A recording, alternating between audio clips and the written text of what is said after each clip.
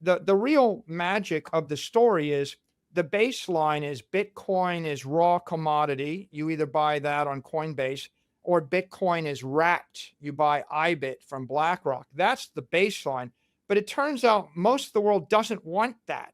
I mean, a lot of the world wants. In this recent interview on Risk Reversal Media with Michael Saylor, we learn about his bold vision for Bitcoin's role as a global reserve asset, the seismic shift in institutional adoption, and how AI may change Bitcoin's future. At the time of this discussion, Bitcoin is trading around $95,000, with a 3% decrease in the last 24 hours and a 3% decrease in the last 30 days. Before we explore this discussion, don't forget to like, subscribe, and share this channel. Now let's hear more from Michael Saylor. Yeah, I think the end game is to securitize the entire asset class, securitize the asset class, and so when we say we're a treasury company, what we mean is we're the institutional bridge between a high energy, volatile crypto commodity, that thing we call Bitcoin, with 60 AR, 60 volatility. What that means is it's it's always going to be higher performance than the S&P index. It's always going to be more volatile than the S&P index. As it goes from a trillion to 250 trillion, as it merges, the S&P will adopt Bitcoin and their performance will drift toward it, and Bitcoin's performance will drift toward the S&P. But as long as we're sitting between conventional equity capital and this crypto capital, we can arbitrage the difference. And as long as we're sitting between, by the way, 60 ARR, 60 vol, and the bond market is 6 ARR, 6 vol, 5, 5. So you have fixed income, which is 5, 5. You have equity, which is 15, 15 in the traditional market. You have this raw energy source, which is 60, 60 in the crypto economy, which is 24/7, 365. No one can stop it. Chinese, Russians, Africans, South Americans, people can panic sell 10 billion of it on Saturday night through one of the 14,000th exchange in the world, or 1400. So you've got this raw thing, and then you've got this traditional market. And what we've said to our investors, and I think they're starting to understand now, is so we're going to strip the volatility, strip the performance, strip the risk off of the bottom of the capital structure, give you like a 6 to 12% investment grade instrument to invest in, a 12 to 24% high yield instrument to invest in, a convertible investment that gives you 75% of the upside to 100% of the upside, but 10% of the downside. And then when we strip those performances and those vols via those fixed income instruments, you're talking like, say you raise 100 billion in capital. Well, you're grabbing 60 to 65% of the economic boost for the equity, for the MSTR equity. So when I sell 100 billion of fixed income, I'm going to tax $60 billion of boost onto 40 billion of equity on the MSTR side. That's how we get to 2x Bitcoin or 2.5 or 3. High voltage, they want 10x leverage. Susquehanna wants 10x leverage. Millennium, Soros, they want to be up there in the stratosphere. And then some people want, the MSTX, MSTU, those two ETFs raised $4 billion in a matter of weeks, no marketing. They want 4x, 3x Bitcoin. MicroStrategy is 1.5 to 2x Bitcoin. So some people want to be up there above the baseline. Look, if you believe in Bitcoin and someone can give you 2x Bitcoin and they can do it with intelligent leverage or with a balance sheet you trust, why wouldn't you want 2 times whatever you wanted, right?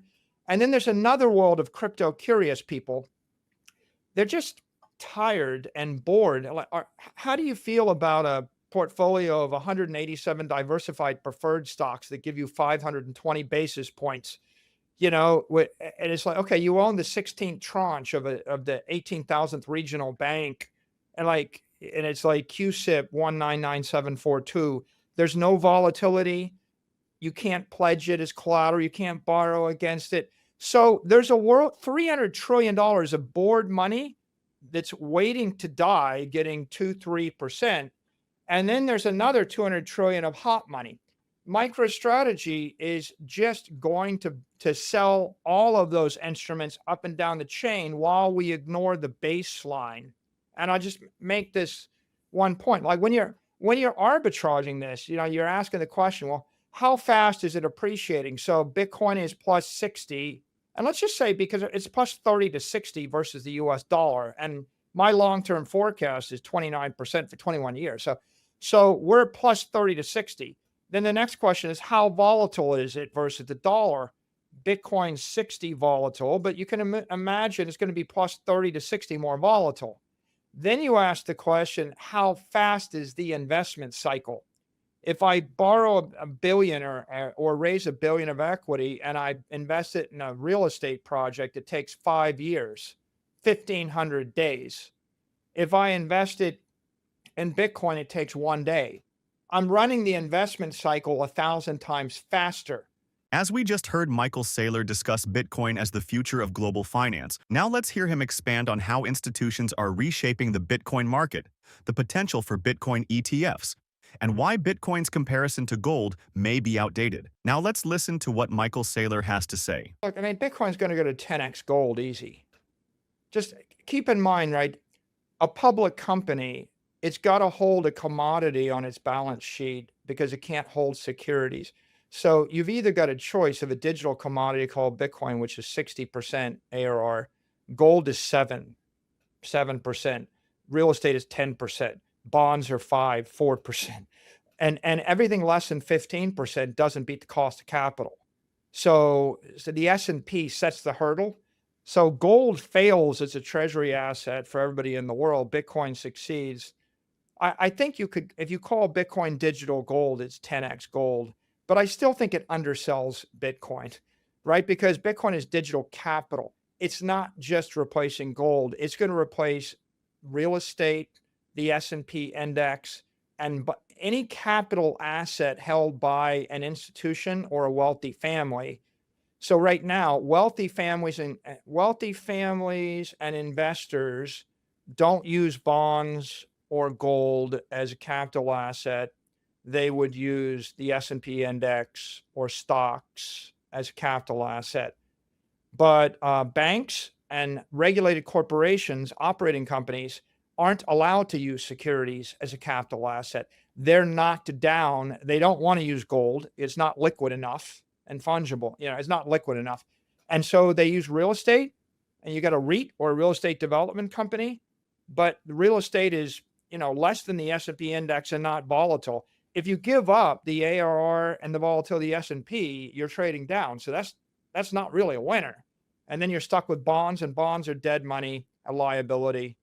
So yeah, I think I've said before, Bitcoin, it should reasonably become a multi-hundred trillion dollar asset class, right? My forecast is 13 million a coin by 2045 base case, upside and downside.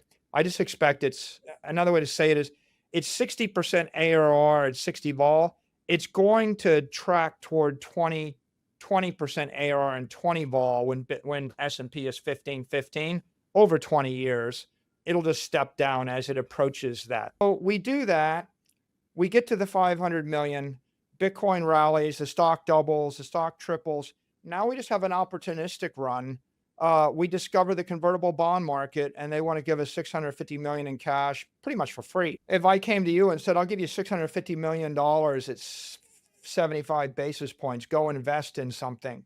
Can you come up with an idea for something to invest in that yields more than 1%? Probably. If you can't, right, you're not in business, right? Probably you can. So we did that, and Bitcoin rallied again, and all of a sudden we were able to raise $1 billion for zero. Okay. And then we realized, well, we might as well take another 500 million, and we took a $500 million loan at 6%, and we thought, well, Bitcoin's going up 60, we'll borrow at 6, we'll loan at 60, we'll capture 54. And it moved around, and then at some point, some banker called me and said, you can do this ATM where you can actually sell equity in the market. I said, you're kidding me, really? That's possible?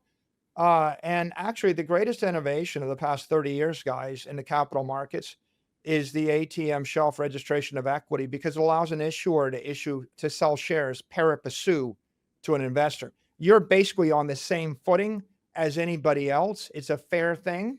And for my entire career, if we wanted to sell $100 million of equity, our stock would get hammered down 20%.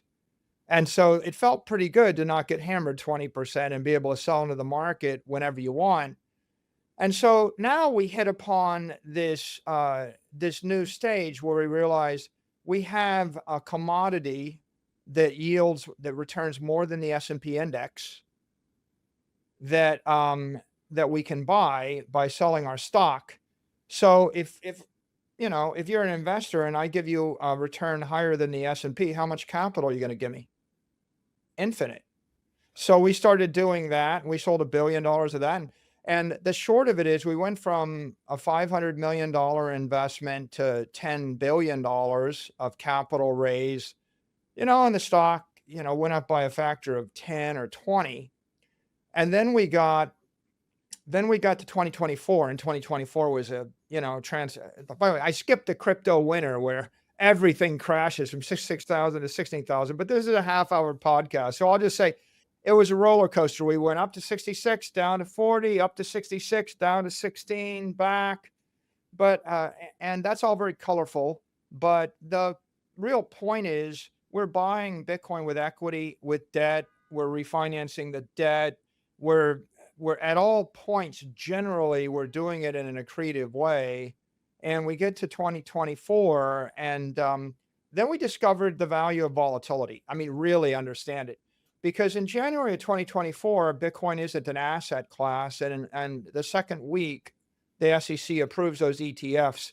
And then you start having the snide comments like, well, now we don't need MicroStrategy anymore. They're like just a proxy. They're like a clumsy ETF substitute. We'll just put our money into the ETFs. But what happened at the same time was the halving was coming, and all of the investors, the vol traders, went through a secular rotation, and they started selling the Bitcoin mining stocks and looking for something else to trade. So if you track the liquidity in the options market and in the equity market, there was a major shift in Q1 and early Q2 where a lot of the volatility in the options traders and equity traders, they basically hopped off a dozen Bitcoin mining companies onto MicroStrategy because the Bitcoin miners were going to the halving where their revenues get cut in half. So when that happened, our options interest exploded and we became the number one options market. If you have trust and people understand you, they'll give you your money. So what happened next is we raised $13.5 billion in 4 weeks. And if you look at my tweet, my tweet this morning is basically, we generated about a $9 billion plus gain for our shareholders in those 4 weeks. We're making hundreds of millions of dollars a day. It's tricky for conventional investors to understand it because you're not capturing shareholder value creation via GAAP accounting because for two reasons. One, Bitcoin's indefinite intangible, but two, in the history of 50 years of the capital markets, everybody's been on the US dollar standard, which is zero vol, zero ARR against the dollar. And this is the Bitcoin standard, 60 vol, 60 ARR against the dollar. We don't have the math, the accounting to keep up with that in the traditional system. And that's why we have to put forward things like a BTC yield, a BTC spread, a BTC gain. And those that understand BTC, they get it and they're long and they love it. And those that don't understand BTC or don't understand this or just aren't really interested in putting in the work, they just think it's sham crazy and they're just going to short it or they're just going to whatever. So that's where we are today, is from desperation to opportunistic to strategic to identity. At this point, we're a Bitcoin treasury company. I'm on a mission. My mission is I'd like to see the entire world recapitalize on Bitcoin. Every company, every family, every individual, every government. I think it's an economic protocol for prosperity. I think it's as important as English or fire or electricity or steel. I just think it's good technology. It's a good idea.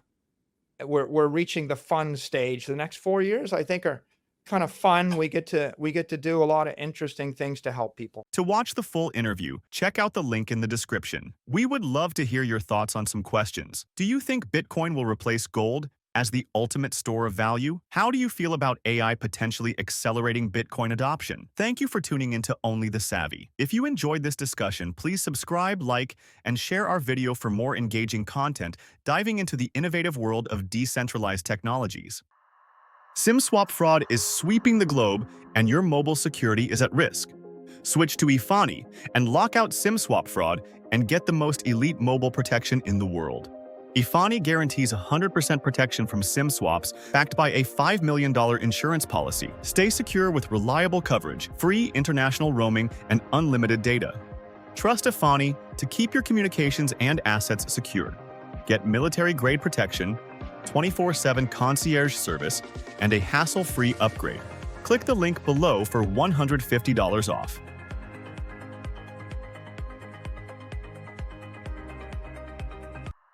Thanks for watching. Help support this channel and receive exclusive offers from one of our partners located in the description. We'll see you on the next one.